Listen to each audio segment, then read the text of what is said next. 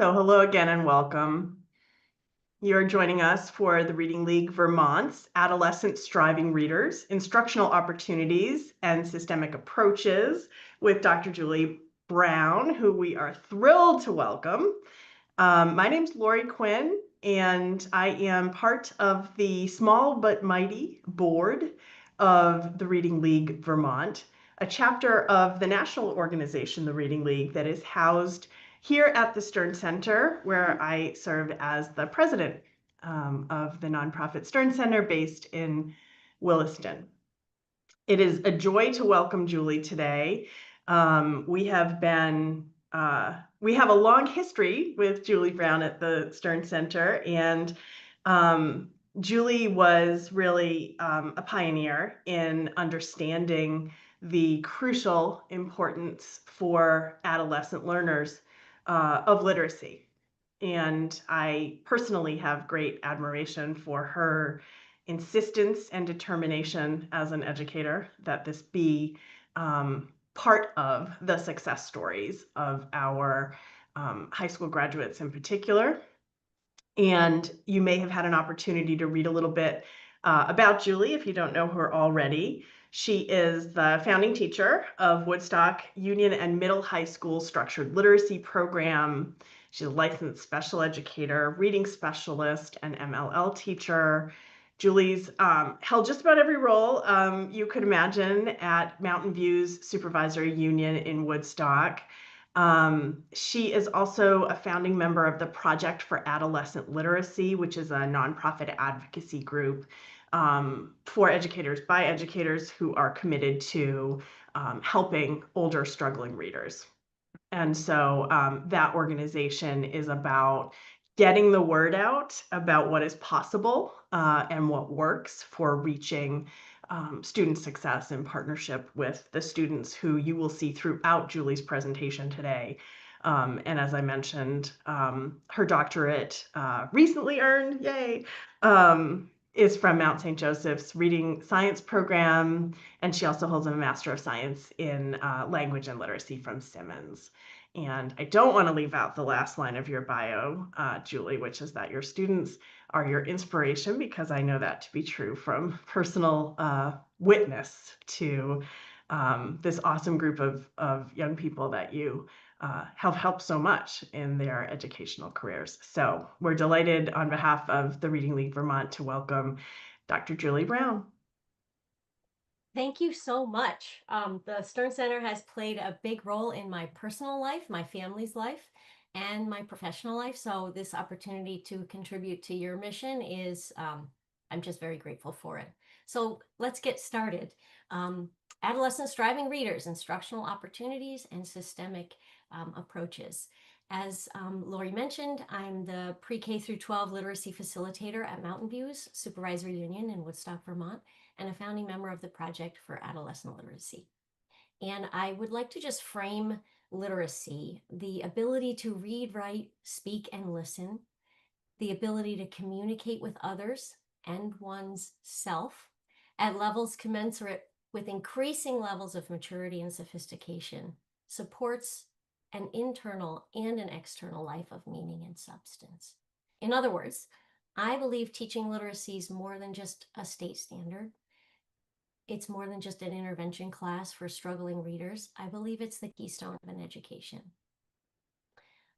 So let's get started. What are we talking about today? We're going to be focused on deepening our knowledge of adolescent striving readers, students in grades 6 through 12 who are not yet proficient readers. So adolescent literacy crisis, I think, is defined by decades of goodwill, concerted efforts at finding solutions, and stubbornly stagnant outcomes. I would like to posit that we need to understand the problem better if we hope to implement more effective instruction. So we'll be talking about instructional opportunities, looking at some research, deepening our understanding of instructional needs of adolescent striving readers in particular. And then we're going to look at some whole school responses to improve outcomes with evidence-based, effective instruction that meets students' needs. Okay, so what do we know about striving adolescent readers? How many students are we talking about? What kinds of challenges are limiting their success? What kinds of instruction have evidence of effectiveness? Let's review some national and international data points. So first of all, we know there are far too many older struggling readers and that we can't intervene our way out with so many students struggling. So in 2019, the National Center of Education Statistics reported that almost 1 in 3 high school seniors struggled to understand grade level texts at even the basic level. So 30% of high school seniors demonstrated below the basic level of literacy skills. 50% of Black 12th grade students below basic, 62% of students with disabilities below basic levels of literacy after 12 years of schooling. So also below basic, 19%, almost 1 in 5 students who enrolled in a 4-year college below basic. 51%, more than half, of students entering a technical training program below the basic level of literacy, and 33% of students considering the military. There are no descriptors for what below basic literacy means other than not attaining basic levels of literacy.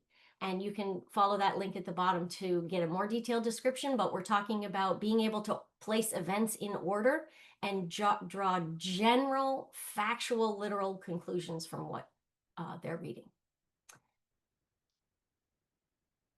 We also know that high school students' reading difficulties don't just dissipate upon graduation, they persist into adulthood.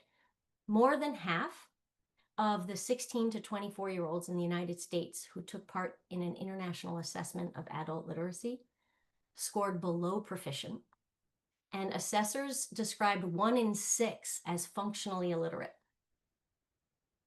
We know that low literacy and illiteracy has a high cost.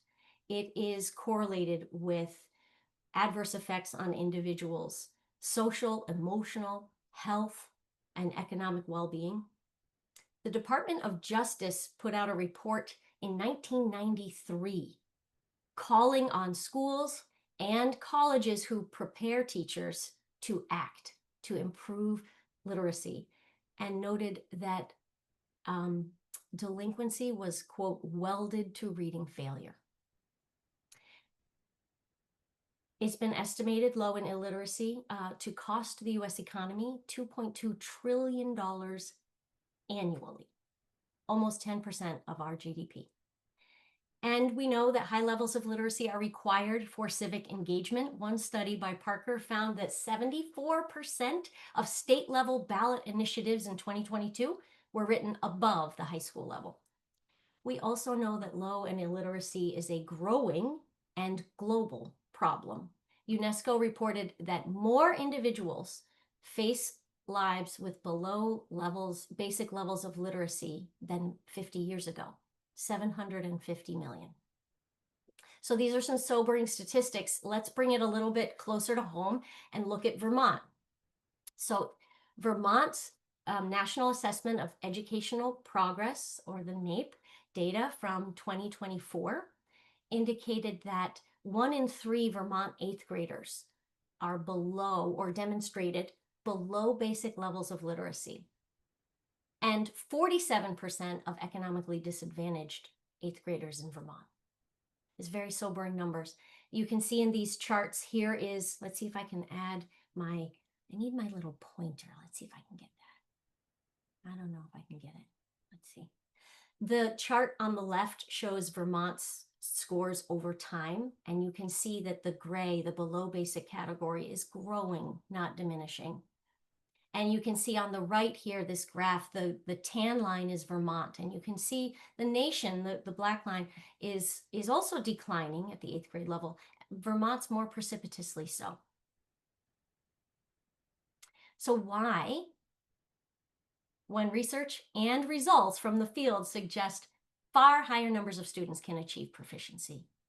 And why, when we understand the high costs of low and illiteracy to persons and society, Do we as a nation and a state allow this crisis to fester? Part of the answer could be that as a field, we may not accurately understand the instructional needs of these students, and educators may be unfairly, inadequately prepared to meet those instructional needs. I think it's important to frame this of how we got there. So allow me to just give a little bit of a background. A series of highly influential reports from the early 2000s may have shaped the narrative that's alive and well in high schools today. And that narrative is that most older struggling readers can read words accurately, but they cannot comprehend what they read. The Reading Next, a Vision for Action and Research in Middle and High School report of 2004 stressed that in considering how to improve the academic achievement of our nation's struggling readers and writers, it is critical to remember that only 10% of students struggle with decoding or reading words accurately. This idea that a small minority, 10% of less of older students struggle at the text level, was repeated in these and other highly influential reports that may have shaped educators' understanding of the nature of secondary students' reading difficulties, appropriate instructional responses, and theoretical frameworks for subsequent scholarship. Indeed, in 2010, the Common Core State Standards were published. They included no standards for the continued development of phonic knowledge, multisyllabic word reading, or reading fluency beyond the 5th grade. So the Common Core State Standards may have reflected and communicated the understanding that these skills are already well developed among secondary students. But what does more contemporary research suggest about adolescent striving readers? The good news is there's a growing body of research looking at the instructional needs of these students at that below basic level. What are their needs? What is effective for teaching them? So let's look at some of that research now. Okay, there's just we'll look at 3 studies. There's so many, it was hard to choose, but when these research studies we're going to just briefly overview looked at adolescent struggling readers, middle school, high school students. So Hawk et al. In 2009, they looked at reading skill differences among a group of 9th grade students, 345 of them. And they found that among the students who were low in reading comprehension, 88% of them had word level difficulty with accuracy and automaticity and fluency. And just 12% had difficulty, were fluent, accurate readers, but had difficulty with vocabulary and comprehension. Very similarly, Clemens et al. Looked at the prevalence of low reading fluency and low vocabulary among students with low reading comprehension. And they found that 80% of the students had low fluency, and just 16% of students had average fluency but low vocabulary. And one more, Osland in 2018 and colleagues looked at the relationships between word identification, vocabulary, silent reading, and inference making to reading comprehension among a large group of middle school students, about 800. And they found that word identification skills most directly predicted reading comprehension difficulty and had a strong effect on each of the other skills measured. So this growing body of research is challenging prior understandings, and I'm not sure it's making its way into the field of education. I really like this quote by Clemens and colleagues. They just sum it up so nicely. Word and text level reading remain a primary and defining feature of adolescents' reading difficulties. That should not be a controversial statement. It's not where reading ends, but it is where reading begins for reading comprehension, that students are just not able to access the text accurately and quickly enough to build meaning as they read. So let's look into that a little bit. So in other words, students at that lowest level of proficiency on measures of comprehension, like the NAEP, the Vermont Cognia, difficulty reading text accurately, automatically, and fluently, is a hallmark of their challenges, not an exception found among just 10%. So remember, 30% of high school seniors, 33% of Vermont's eighth graders are at this lowest level of proficiency. And research strongly suggesting their difficulties, not their only difficulties, but a hallmark of their challenges, word and text level reading. All right, so why does that matter?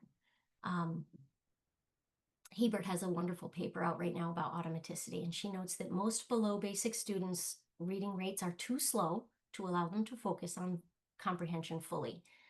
And so we know from this wonderful timeless graphic from Hollis Scarborough that word recognition skills need to become increasingly automatic over time to support skilled reading. And alongside that, language comprehension has to develop.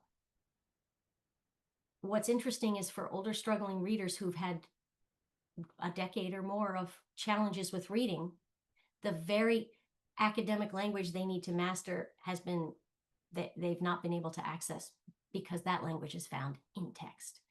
Let's look at that. So speech is lexically impoverished. Text level skills matter because they afford access to the academic language in text. So allow me to look at some of this research because it was the most impactful for the students at teachers at Mountain View's supervisory union to understand their students' challenges and how to respond instructionally. So Stanovich coined the term the Matthew effect in 1986 to explain this phenomenon. What happens when young students are not taught explicitly enough to get off to a good start in reading? That has a downward spiral of cascading effects on both text level skills, accuracy and automaticity, and language skills, vocabulary, syntax, and background knowledge. Whereas a good start in reading can start a virtuous upward cycle where reading is enjoyable. So students read more, they become more accurate, more automatic, and they are exposed to ever increasing volumes of academic language in text. Okay, then he developed this Matthew effect concept with the paper, What Reading Does for the Mind. Why is text so important to access? Speech, draw your eyes, if you would, to the bottom here, adult speech. Rare words per 1,000. How many academic words do we use when we're speaking? It turns out we don't speak above about the fourth grade level. Even expert witness testimony or college graduates to friends and spouses, 17 to 28, rare words per 1,000. But if you could just look at the top of the chart here, scientific articles have 128 rare words per 1,000. Newspapers, 68. Children's books have more rare words per 1,000 than expert testimony or college graduates speaking to each other. And these are not esoteric, rarely used words. These are the kinds of words that qualify as rare words per 1,000. Display, dominance, invariably, reluctantly. We don't use these words in speech very often. We might not use the word reluctant. We might say, I don't want to. We wouldn't say, I'm reluctant to. We wouldn't say, oh, invariably. We'd say, oh, without a doubt. Right? So academic language is found in text. That's where children are exposed to it. I'm going to stop talking now and let you read some final paragraphs from this paper in a second. Okay, but one more thing. So volume of reading. When students read a lot, students at the 98th percentile of achievement may read 65 minutes a day, and they're exposed to 4,358,000 words per year. And within those words is academic complex language and vocabulary. And you can see how even just a few minutes of reading can make a big difference in achievement.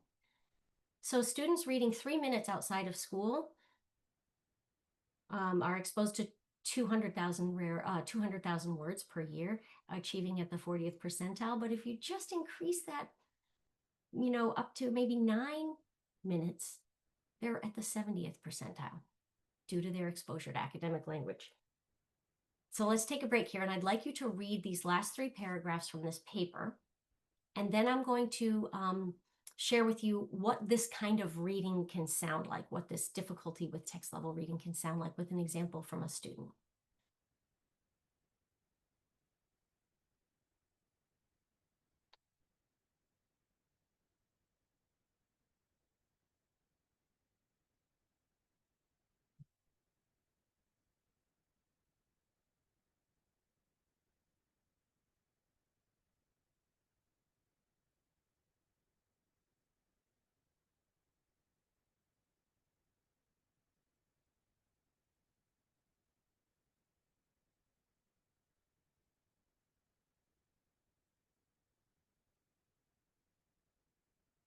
So because of the Matthew effect, it becomes doubly imperative for precisely those children whose verbal abilities are most in need of bolstering. It's the very act of reading that can build those capacities, which leaves us as educators wondering, okay, so if they're having difficulty reading, and reading is where they're going to gain access to academic language, what can we do?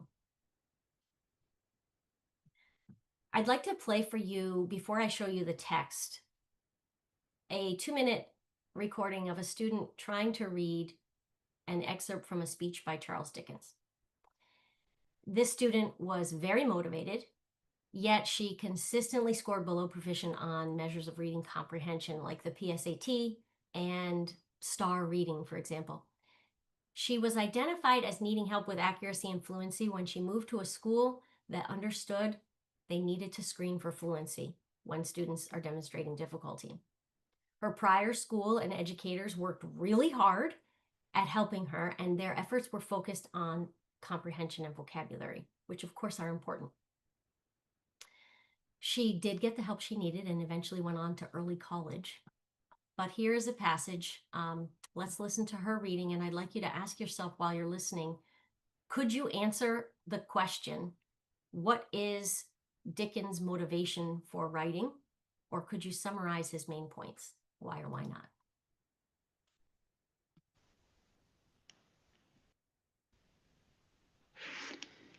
It is a difficult thing for a man to speak for of himself or of his work, but perhaps on this occasion I may, without improperly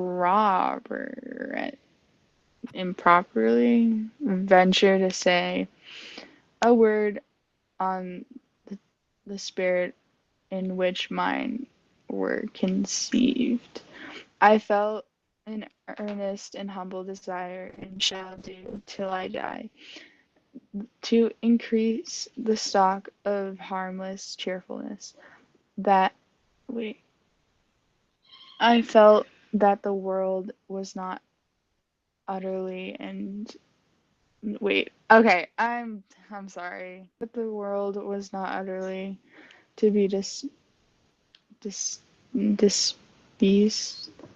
Um, that it was worthy of living, that it was worthy of living, and for many reasons.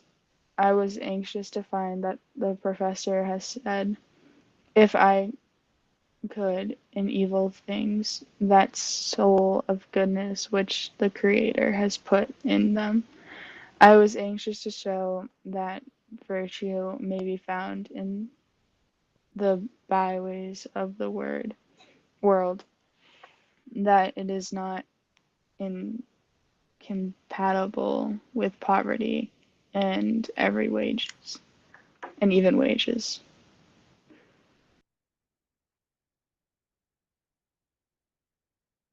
I just wrote 1,000 questions to ask you, and I'm going to pose them, and I'm just going to ask you to place a few thoughts in the chat. Can you see how this student may not have read very much across the school day and school year? How she may not have been exposed to academic language? Do you have students with similar challenges? What do you want to be true for these students? Do you hear the Matthew effect? And the hallmark of older striving readers' difficulties in her voice? Or what do you think it feels to read like this? Okay, I'm just going to ask if you could place a few of your thoughts of what that may have felt like for her in the chat, or some of your reactions.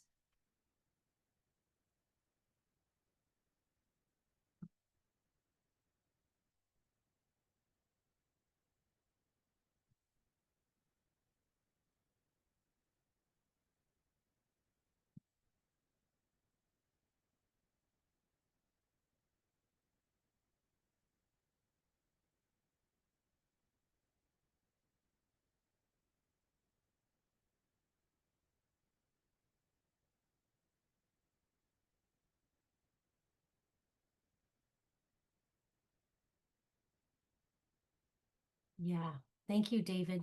Absolutely. There it is, multisyllabic word reading. So students remember what they're thinking about. And what was she thinking about? You're right, David. She was thinking about what the words actually were, not what they meant. She was focusing just on reading. Yeah, thank you for sharing that. That's hard, but that we can help her, and we can help her quite effectively. So thank you for continuing to share your thoughts and speaking with each other in the chat. I'm going to move forward. And thank you, David. Okay, so let's see. Okay, so let's move on from what do we know about adolescent striving readers. We know that there's far too many of them to place them all in an intervention class. We know that their language development ends up often being diminished because of their lack of access to text. What do we know? Let's change that to what can we do? So let's pivot a little bit now to, so what can we do for these students that are ubiquitous in our classrooms, and as the data suggests, even in college? 1 in 5 students entering college are at that below basic level and struggle with fluency. Okay, I would suggest that we implement a whole school response. This is an all hands on deck moment. We need to reframe our conceptualization of MTSS, multi-tiered systems of support, not as an intervention system, but as a system for continuous improvement to bolster universal core instruction first and foremost. So we're going to be using data to drive instruction to meet the needs of most of our students. If we've got more than 20% or so of our students who require intervention, and the data suggests we do, we cannot intervene our way out of that. We have to adapt our instruction that they receive in Tier 1 classes to meet their needs. Okay. So why begin at the beginning? That's where most students spend their time. So think about it. If you think of the teachers in your school, most of them are content area teachers. The National Center for Education Statistics noted that 75% of students with specific learning disabilities spend over 80% of their time in general education classes. So most struggling readers spend most of their time in general education settings. It really may be essential that all secondary teachers accurately understand their instructional needs and have some high leverage key routines to support them. So a central tenet of MTSS is that effective literacy instruction be integrated across the content areas and throughout the tiers of support. What differs between the tiers is not the presence or absence of evidence-based instruction, but rather the intensity with which it's delivered, the explicitness of it, and strategic instruction provided. And Tier 1 is the foundation, especially in small rural schools, such as those in Vermont. We have staffing, we have low numbers of staff in our schools, and the good news is that content area teachers can be highly effective in helping these students. We're going to look at that next. As we move forward, I'd like us to remember that intervention is not a place. Intervention is the instruction that we provide that meets our students' demonstrated needs as evidenced by data. A reading intervention is simply changing our instruction or intervening to improve learning. Intervention is not a place. Okay, so it's important to know that research is suggesting is effective for all educators, and especially their leaders who make instructional decisions and set professional learning priorities. Improving reading is not just for reading's sake. Improving literacy improves learning by ensuring students can access, learn, and master the complex language of their disciplines. Let's listen for a minute, half a minute, to Dr. Reed. She did a study that looked at general reading ability and science achievement. Literacy development is critical to students' academic performance in school because most classes have something to do with reading and writing. There are vocabulary words that kids have to know for math class, for example. And in some of our research, we found that a student's literacy achievement accounts for as much as 70% of the variance in students' science performance in grades 5, 8, and in high school. So we know that there are long-term consequences of not being able to develop adequate reading skills to support academic learning. 70%, did you hear that, of science achievement is correlated with how well the students could read the science texts. So think about that research I shared about how text is where we find complex language. Science is a complex topic. Students need to be able to read to access that knowledge. And the better they can read, the more they can learn. So again, literacy is not just reading for reading's sake. The ability to read, write, speak, and listen impacts learning across the content areas. Some practices with evidence of effectiveness in content area classes. Let's look at a little bit of that. So this study, Wanzek, looked at relationships between 8th grade social studies teachers' instructional practices, time students spent reading text, and student achievement. And they found that increased time reading in social studies class positively correlated with improved content learning among the struggling readers in their sample. This study is really interesting. Gutierrez, de Bloom, and colleagues in 21. They found that middle school students in their sample who received evidence-based instruction in their math, science, and social studies classes achieved comprehension gains that were more than twice as large as their peers in the business as usual condition. And similarly, Sutherland and colleagues in England, they found that increased opportunities to read during 8th grade English classes in a 12-week study resulted in overall comprehension gains equivalent to 8.5 months of typical growth in a 12-week study. But like Gutierrez, what they found was students who were identified as struggling readers in their sample made gains that were twice as large, 16 months of growth in a 12-week study, by increasing the volume of reading that was happening in the classes. Now, evidence-based practices have been gathered in this unbelievable, amazing, excellent, incredible 2022 IES practice guide. Don't let the word intervention in the title make you think these practices are for tier 2 alone, because remember, intervention is not a place. Intervention is changing our instruction to meet our students' needs. And what the researchers found, they looked at 99 studies, I believe, across 45 different conditions. They summarized the research and they suggested to improve older students' reading, we need to focus on 4 main things. We need to make sure the students can read the words accurately. So teach a routine for multisyllabic decoding. Embed spelling instruction in the lessons. Practice reading words with accuracy and automaticity. So make sure we have accuracy with reading.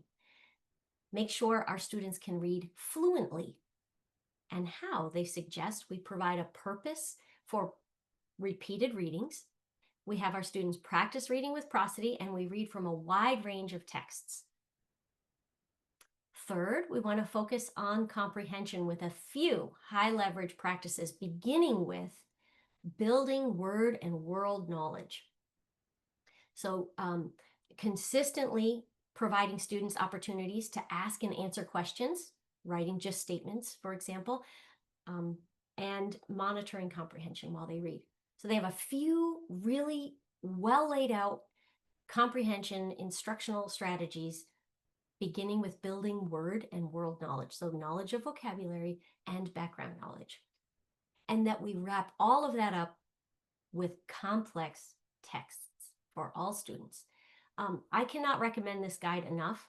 I know we have an adolescent literacy crisis, and I think if we all read this report, studied it with our colleagues, that is the number one thing we could do to feel better equipped to know what to do for our students.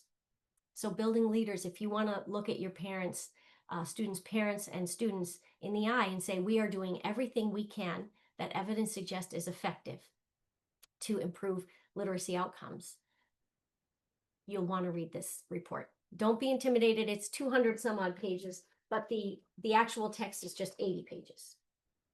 It's 197 pages. It's 80 pages of content and the rest is all appendices. I can't recommend it enough. So here's the lead author, Sharon Vaughn. Let's listen to her for a minute and a half. She's finishing up a webinar, and she has just explained what's in this IES practice guide. And she's talking to parents and school leaders what to do next. First of all, I want to say that if we want to know how to really improve reading comprehension,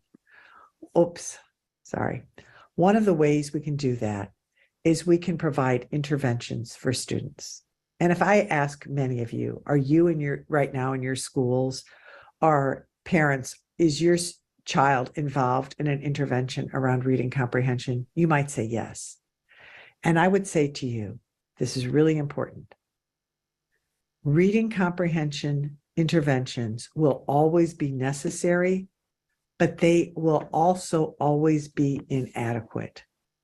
In order to really improve reading comprehension, you need school-wide approaches to enhancing these pressure points. What I mean by that is that all teachers in the school need to use the practices we just learned about to promote the science of reading comprehension. You cannot rely on intervention teachers to do it all. Every teacher, whether it's the first grade teacher, the fifth grade teacher, the middle school teacher, or the high school teacher, whether it's the social studies teacher or the English language arts teacher, these comprehension practices are not for intervention alone, but they are part of the school-wide approach. Here's the other thing about reading comprehension. Without enhanced word reading, in other words, we do have to make sure students have the foundations of word reading, vocabulary and background knowledge, reading comprehension will remain underdeveloped. That's why it's a school-wide mission. So whether you're a parent or a teacher or a principal, the practices that I talked about today are ones that I encourage you to integrate school-wide. The second platform is that reading comprehension has to go across the entire content area. So we need school-wide approaches for enhancing vocabulary, background knowledge, and reading comprehension, not just in third grade English language arts, not just in fifth grade reading, but social studies and science. And you know who? She goes on to say, and you know who's really good at teaching academic vocabulary is the math teachers. I just love that message from Dr. Sharon Vaughn. This is a school-wide mission. Let's see. So we're going to look at how we can, some concrete steps. First of all, I want. Let's see. Okay. So before we get into sharing some ways to implement this in our schools, implement the 4 suggested high leverage practices, making sure students can read the words accurately, making sure they can read fluently. high leverage, just a few comprehension strategies, and complex texts. Let's look at how prevalent these practices are or may be in our schools. So let's see. Stark and colleagues in 2023, they looked at evidence-aligned practices in middle school content area classes. Among the least frequently observed practices was time spent reading, 8% of observed minutes. 2/3 of lessons had no reading of connected texts longer than 2 sentences. This finding has been similar findings across the board. So Swanson and colleagues, they looked at instructional time allocation in middle and high school classrooms. They found that students spent an average of 10 and 15% of observed time on reading activities of any kind, talking eyeballs on text, reading the blackboard, listening to the teacher read, reading of any kind. And Wexler and colleagues looked at evidence-based literacy practices in high school science classrooms and found that 2% of the time, instructional time, was spent on text longer than a single paragraph, and less than 1% on strategy and 7% on vocabulary. Very interesting. So these data are suggesting that the teens are not reading very much. And all the evidence we've been looking at suggests that is a key leverage point that we can make. Let's just hear it from Sharon one more time. 20 seconds. Platform number 3. This is super important. I put it in 2 words. The words are more reading. I just got to tell you, deliberate practice is the secret sauce to success around reading. Okay, we're going to get to it now. But let's remember, we can watch a marathon, but that's not going to make us strong runners. We've got to lace up and get out there and do it every day. The same is true with reading. And I would propose to you that we may be running around looking for a magic wand to solve the adolescent literacy crisis. But I would suggest that for a majority of our students, the research might be suggesting that deliberate practice is where we should start. The teens are not reading very much. And when they are, we're not providing them with the kinds of practice in the skills that they need that are the primary and defining feature of their struggles, lifting the word off the page. That's not where literacy ends. No, no, no. But, right, what's read has to be understood. But we've also got to provide copious opportunities for students to improve these skills if they want to achieve high levels of sophisticated reading and academic language.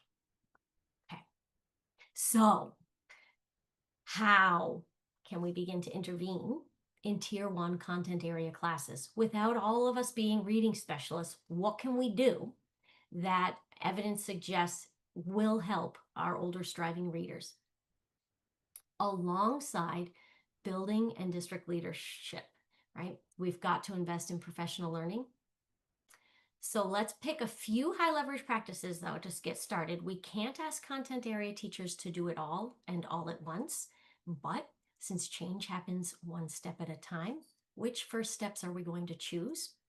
I propose that we select a small set of steps from the IES practice guide and support our colleagues in a collaborative whole school approach.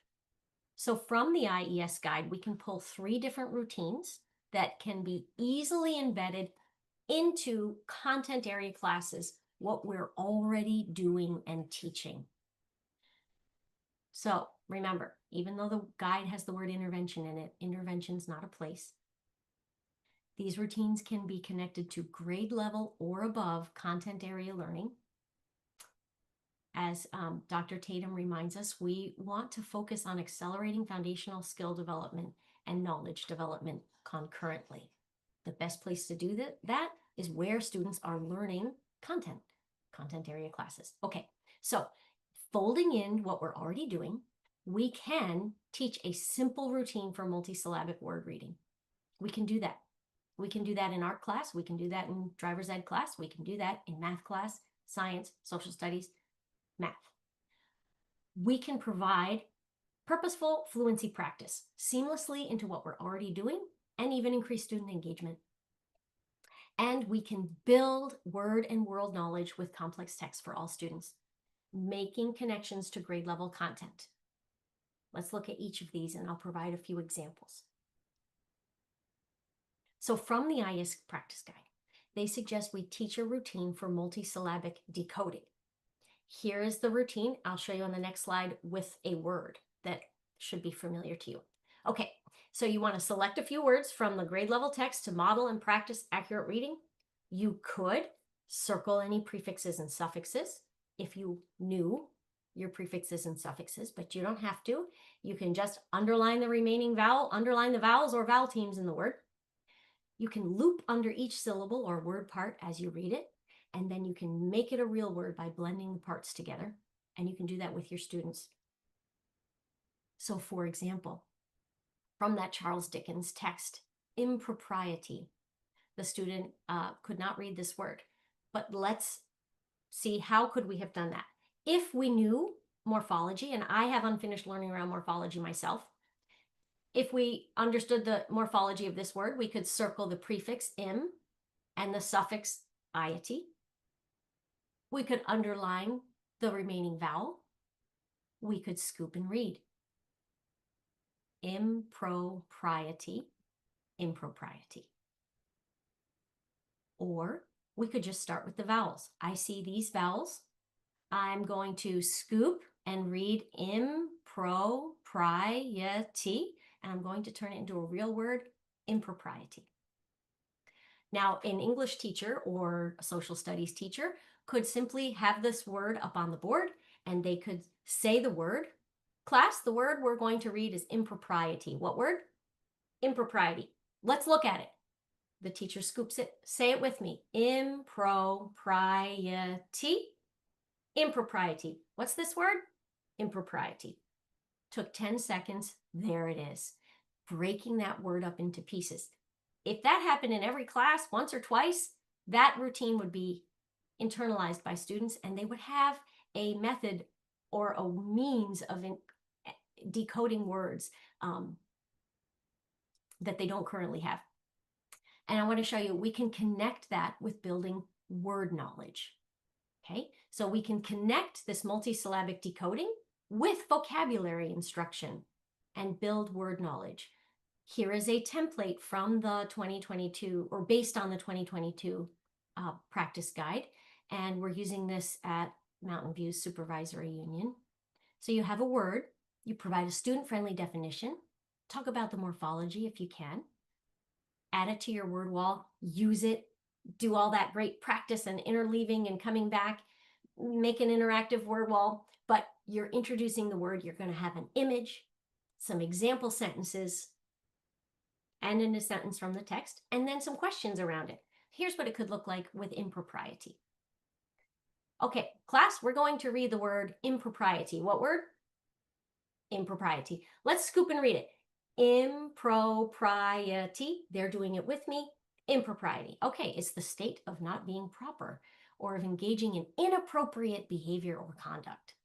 We could talk about means not, proper is suitable for purpose, and iety is state or condition. Avoid impropriety. Use appropriate language at school. Class, read this sentence with me. The principal addressed the impropriety of using language in school. When you have students in high school, you don't need to make a big deal out of it and make it artificial. You just say, let's read.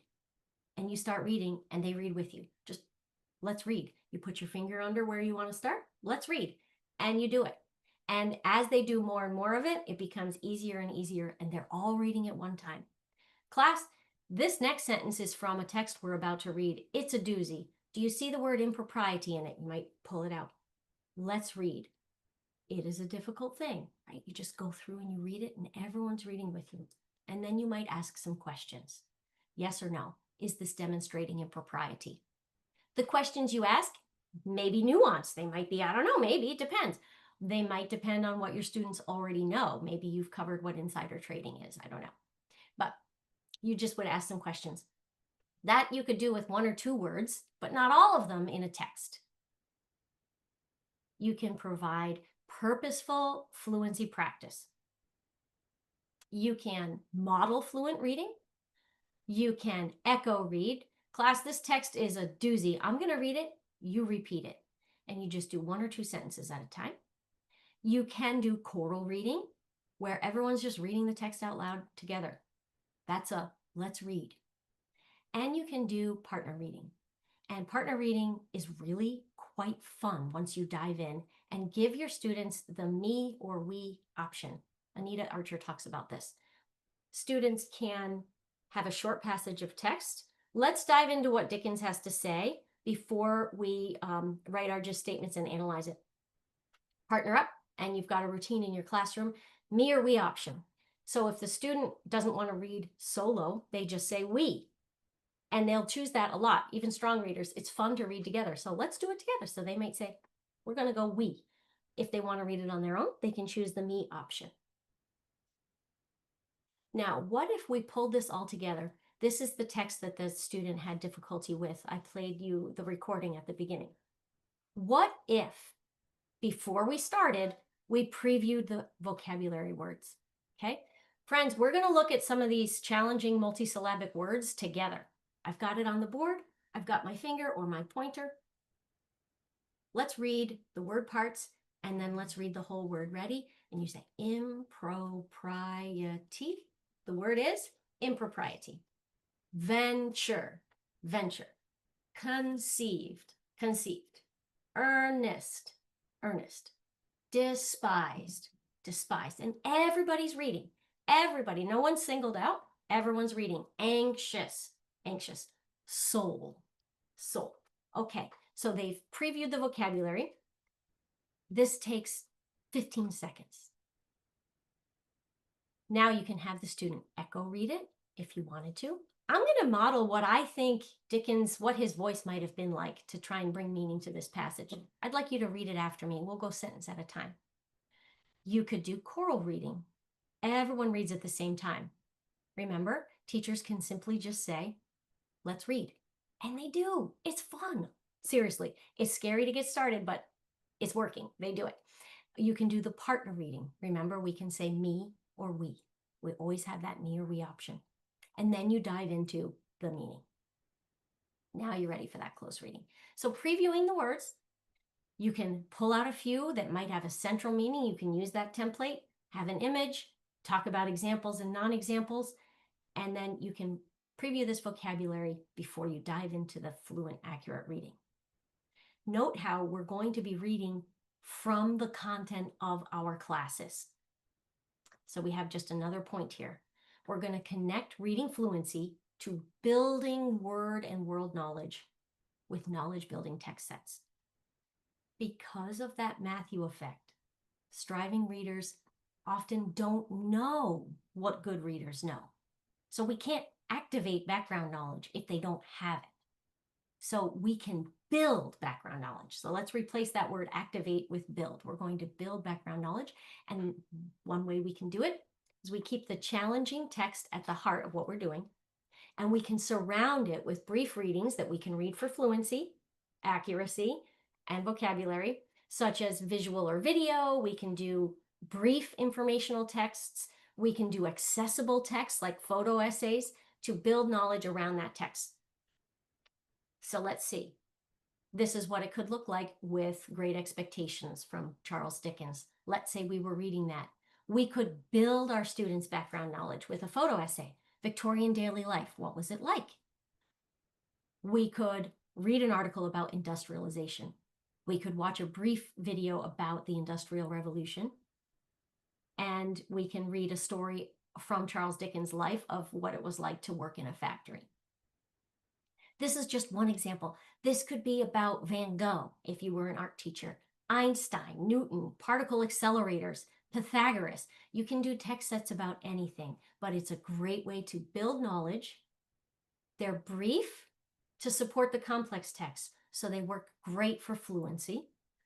You can be previewing the multisyllabic words as a class and learning vocabulary. You can connect that all with what we're already doing in our content area classes. Okay, so key idea.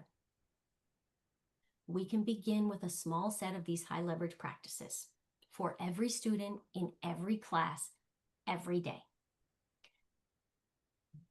We can focus on these evidence-based practices to ensure intervention is happening in our content area classes. And in general, we need to reconsider this inoculation fallacy. So Snow and Mohay coined this term, the idea that students learn to read and then they read to learn. They note that the need for literacy instruction doesn't end in the 3rd grade or even in high school. The data are really suggesting some students require 12 years of instruction. We can't assume if you've never been in 10th grade chemistry that you can read a 10th grade chemistry text, but we can help make that text accessible to you by previewing the words, practicing reading them with fluency, deep diving into their vocabulary, and building text sets around our content to deepen our knowledge.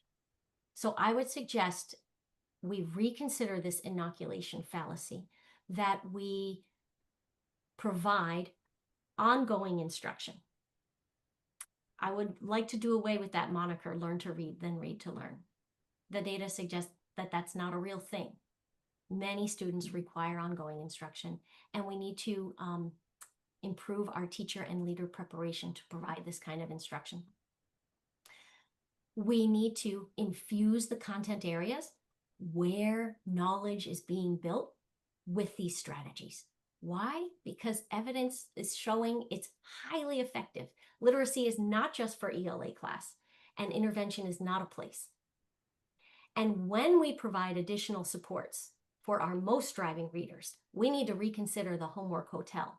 We need to be, and minimally guided instruction, we need to be highly explicit and interactive using direct instruction methods to teach these foundational skills explicitly, to support the instruction in foundational skills that's happening in Tier 1. And in closing, I'm going to leave you with a few of my favorite things, and then we'll have a few minutes for question and answer. These are all free resources to guide your next steps. I would suggest you begin with leadership at the district and building level, principals and teacher leaders. You're going to resolve to graduate fully literate students and work to improve our systems relentlessly, like our students' lives depend on it, because they do. So read these IES practice guides. This webinar by Anita Archer is phenomenal. She just lays out how you can implement some of the practices I've talked about today in every class. And we're using this as our guidepost at Mountain Views. We read the IES practice guide. And this webinar, we're starting with every day in every class, students are going to read, write, and speak, and we're supporting our teachers in implementing that. The Reading League's Adolescent Literacy Compass page is chock full of wonderful resources for leaders and for teachers. And you've got to check out this secondary literacy modules and resources from Jessica Teredas. They're free, they're new, they're incredible. And you could use them. They come with professional learning that go with each step. And she takes you through each of the MTSS steps. Cannot recommend her enough. And last but not least, you could join us at the Project for Adolescent Literacy, where we're hoping to gather and spotlight what's working to support and lift up adolescent literacy teachers across the country. If you'd like to learn more about literacy at Mountain View Supervisory Union, this is a webinar that our content area teachers just presented this spring to student achievement partners. And it's the high school teachers themselves talking about how they're implementing these very things we talked about today. I have a website that outlines soup to nuts, my Tier 3 intervention program. with lots of webinars and podcasts on there as well. And the process of literacy change at Mountain View Supervisory Union is laid out in this webinar with Jennifer Settle and Sherry Sousa. Here are my references, which you'll have in the handout, and I thank you all so much for listening and considering adolescent literacy. Julie, thank you so much. You were one of the very early champions of the Vermont Reading League chapter, and you've done right by our chapter in our state today. So huge thank you for that presentation. Mindful of folks' time, I want to quickly, as we bridge to any burning questions, we have time for just a couple, and I encourage you to put them in the chat. I want to also draw your attention to a couple of things that are about to hit the chat. First is that the Vermont Reading League is having a little in-person get-together very soon, and we're going to put the information about that in the chat for you if you're fired up after Julie's talk and you want to get together and do some planning and some priority setting as part of this free membership-driven organization. I encourage you to grab that information from the chat. There's a quick little form to tell us that you're coming, and we would love to have you here in Williston if convenient for you. There are also links to our resources that the Reading League Vermont has compiled. So very much hope you will continue the learning. And let's take a moment then to turn to the question, what do you think about teaching sentence complexity? Julie, a couple of quick thoughts on teaching sentence complexity? Yeah, I think teaching at the sentence level and the paragraph level is really important. The Writing Revolution is a nice resource for that. I use in my writing class From Talking to Writing from Landmark Outreach. It's similar to the Writing Revolution. And I have to apologize, I was reading the clock wrong. I thought we had 5 minutes left. My bad, I'm so sorry. No problem. So the sentence complexity, yes, absolutely. Sentences can be 40 words long in print, and in speech they're really not. They're quite truncated. So being able to follow what's happening in a sentence and what things are referring to is a skill that we do need to teach explicitly, and it helps with reading comprehension tremendously. And that's can be folded into the IES guide when they talk about writing gist statements. You can write gist statements even on one complex sentence. So thank you for the question.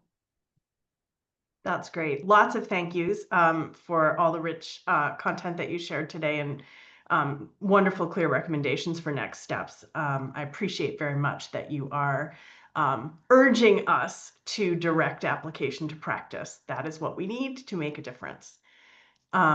Information as well about completing a quick survey about today's webinar, which also links to the certificate of attendance that we're happy to send you once we get your survey back.